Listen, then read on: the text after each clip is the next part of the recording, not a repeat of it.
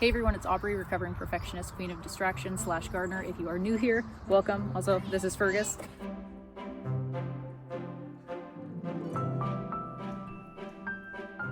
Like I said, my name's Aubrey. I'm a wife, mom of 2 boys. Sometimes on the channel, we're cleaning. We've been doing a lot of decluttering lately. I have, over the course of the last 2 summers, shared weekly garden tours as we've gotten into the gardening season. This year, since last summer, I did declare that I was not going to be doing a garden this year, just to give myself the opportunity to be more present in certain areas of my life during the summer. Thank you so much, Alec. That's beautiful. What was I saying? So in order to give myself the opportunity to be present in other areas of my life, I decided that instead of doing a full-blown garden like we have done the last 5 years, that we would just dedicate a couple small beds in the garden to things that are either just currently already growing and things that the boys want to grow this summer. I let the boys each choose a couple things that they wanted to plant. They collectively agreed on peas and carrots and beans. We will make our way to the garden so I can show you what's currently going on, what is growing, but my main goal is really to just be as hands-off as far as planting goes this summer and give myself the opportunity to focus more on things that I want to change in the garden, like really getting a handle on the weeds and redefining other beds. And then not just with the garden, but my hope is that we'll be able to focus on some other areas that are in need of a little bit of TLC, and then just see how things transform over the course of the summer. One thing that I did absolutely love about the weekly garden tours was just seeing how things transformed over the course of the spring and summer and then into the fall. But since we are not going into the garden as in depth as I would have in previous years, I think my intention is just to do like a monthly update on what we've got going on, what current projects we're tackling. So without further ado, let's pop in the garden and then we'll take a stroll throughout the main area of our property that we really do the most of our living and whatnot. And I will just share all of the goals and aspirations, the good intentions, if you will, as far as things that we want to tackle this summer. All right, I'm being summoned at the chicken coop, so I guess we'll head over there for now. You want to go in there? Okay. The egg. Yeah. I found egg. How many? 1, 2, 3, 4, 5, 6. Yeah, 6 eggs. We'll get them out. 1, 2, 3, 4, 5, 6. First they were eggs. Now they are chicks. Yeah. So the area of our yard where our chickens currently reside was once upon a time the old stables for the previous owner who had lived here / storage unit. So when we first moved onto the property and built, we did build a chicken coop that ultimately ended up being too small after a couple years. And after we had cleared out this area, we migrated everybody over here. We are still in the process of clearing it out, but it is at least cleared out enough to where it can be a functional space for us and a safe place for the chickens to live. I mean, for the most part, we did lose a couple babies over the course of the last couple weeks, but I mean, it's the circle of life. As my dad would say, that is life on the farm. The roof is where one of the Canada geese, not Canadian geese, who comes every spring. She has a nest up on the roof of this building right now. They've come here for the last couple years and they know the lady with the green scoop. So I give her just a little scoop of feed, you know, just one mom helping out another. Bringing life into the world is hard, especially when there's, you know, eagles and other creatures trying to snatch your babies up and whatnot. So that is the chicken coop area. Right next to the chicken coop is where we currently have our wood pile. I'm gonna show you that. So this woodshed here was again something that was constructed by the original owner. I don't know exactly what the plan was here, but it slopes down very drastically at this end. I'm sure it was to help with wind and water runoff, but it's just so short and it's really uncomfortable and cumbersome to gather wood and stack wood, especially the stacking wood part.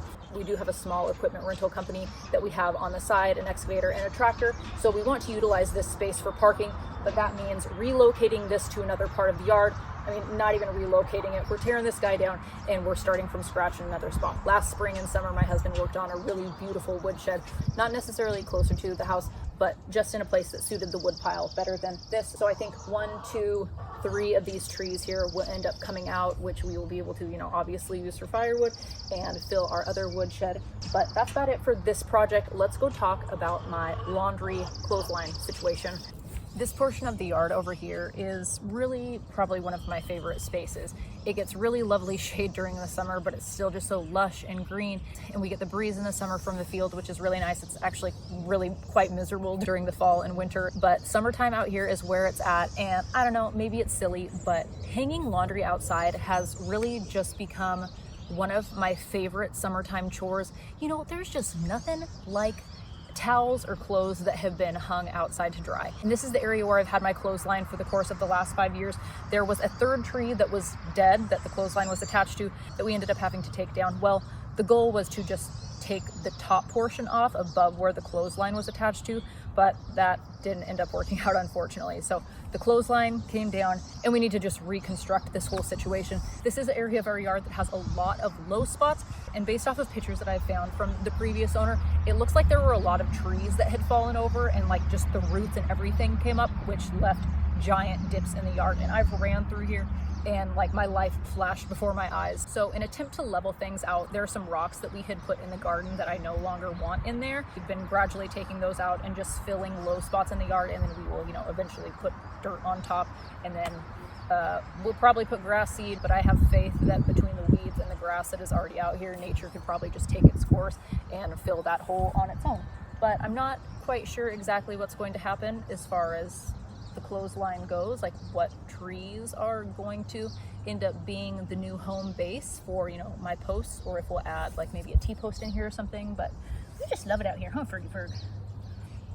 But I'm so excited to get back out here and start hanging clothes. We have the swing right over here, so the boys will play while I hang stuff, and then once the rain like officially comes to an end, we hang up the hammock and I longingly look at it from a distance, but very seldom actually get to sit on it. You know how it goes as a mom. So that is that for this area of the yard.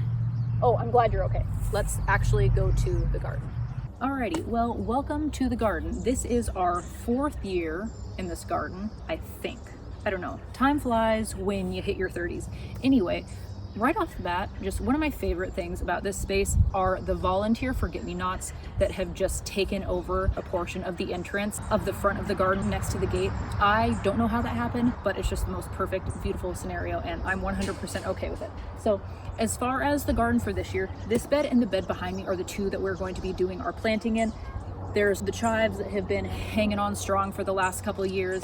And then the bed behind me, I did already plant some peas that my mom very generously started for us. I've just been using old tomato cages from the previous owners to let those climb up the last few years, and that's worked out really well for me. I think that bed is where I will end up also planting my carrots, and then on both sides of this arch, that's where we'll plant our beans as well. I did see a reel recently that was something along the lines of like, life is too short to basically not hang fairy lights on the arches in your garden.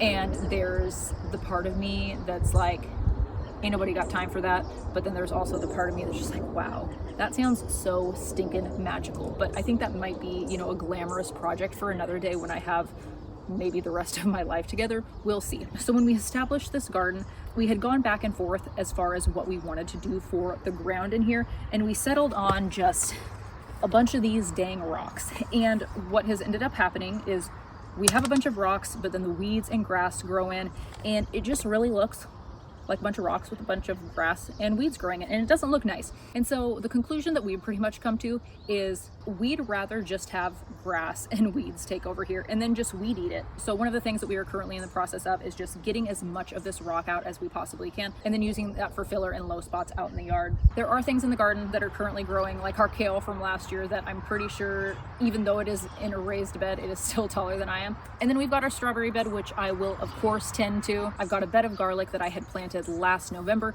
That's coming up and really looking beautiful. I'm very excited to see how that turns out. And then any volunteer plants that end up coming up, I'm okay with. I'm pretty dang certain that in the bed over to my left, there will be a significant amount of cherry tomatoes. There were a ton that had dropped last year, so there may or may not be, 7 to 4 million plants that come up over there, give or take. So even though I don't have intentions on growing a ton, with weeding in this area really being at the top of my to-do list, I still do want to be mindful about just keeping an eye out for little seedlings and, just making use out of the things that just kind of come our way naturally. Because if you want to grow without me putting any effort into it, I am 100% okay with you being in the garden. And then this bed down here, I had put that in a couple of years ago, and I had just done a rock border. We do not have a shortage of rocks by any means in our yard, but I just found this bed to be a little bit too shallow. The things that I've planted there haven't done super great, so I want to raise things up, whether that's making like a rock wall or getting some kind of pavers, but either way, I want to raise the dirt level in that area and just make that area a little bit more defined than it currently is. There is the grapevine at the far end. We did not get any fruit last year, but I think that's kind of just one of those things, like how it goes. I did prune it, I'm pretty sure, or I don't know, I hope I did it right, but we'll see. It did grow a ton last year and there are buds on it already, so it's not dead. I just know that the boys would be super excited to actually get some grapes this year. Okay, so staying in the area kind of off of the house, one big project that is currently on our to-do list and really has been for like the last 3 years. We're going over there. One moment. Okay, so here we are. The path that goes from the stairs to these stairs from the house. And what? This is just a really high traffic area year round, and especially during the summer. And the grass just really gets worn away. So we spent a lot of money on flagstone pavers last weekend, and so our plan is to put some kind of grading down to prevent moles from coming up, do some kind of gravel that we can compact underneath, and hopefully get the flagstone settled in there, you know, really nicely. We're trying really hard to do like a solid high quality job on this, because our janky brick road at the other end of our garden, which I will show you, it's seen better days. Oh, and then another thing that I'm really excited about for the garden is there are several snapdragon plants that survived the winter, and I cut those back recently, and there's a ton of new growth on it. I just love when I'm able to get a second year out of snapdragons. It's just one of my favorite things. Okay, moving on to, we're gonna go look at the janky brick road. But before we go over there, I do just want to note that in years past, I have spent a lot of effort in the beds that are outside of these windows at the back of the house, and this year I'm not. There's a ton of stuff that I've planted there that has reseeded itself. I got one tulip this year. Last year, none of the tulips actually grew. I only got leaves, but there's already a ton of stuff that's just reseeded that's coming up on its own. So I think I'm just going to let things go. I know my mom is starting some zinnias that she wants to give me, so I'll probably sneak some zinnia plants in there. But for the most part, I'm really just letting nature take its course when it comes to this area of the yard. I will water it, I will weed it, just to make sure I'm keeping things out that I do not want. But for the most part, you know, I'm gonna, these guys escaped, so the chickens are in the video. Okay, to the janky brick road.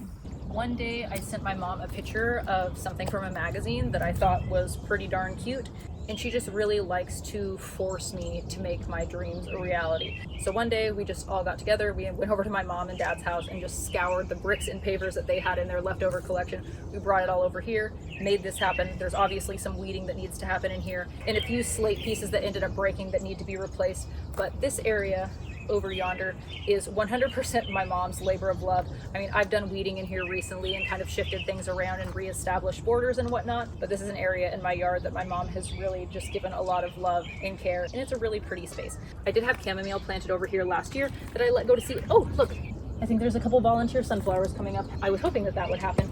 And then we've got the grapevine here, and I'm hoping that chamomile comes up. I'm 100% okay with sunflowers. And then I think that there will probably be some nasturtiums in my future as well. But I'm very curious to see how this area evolves over the course of the summer.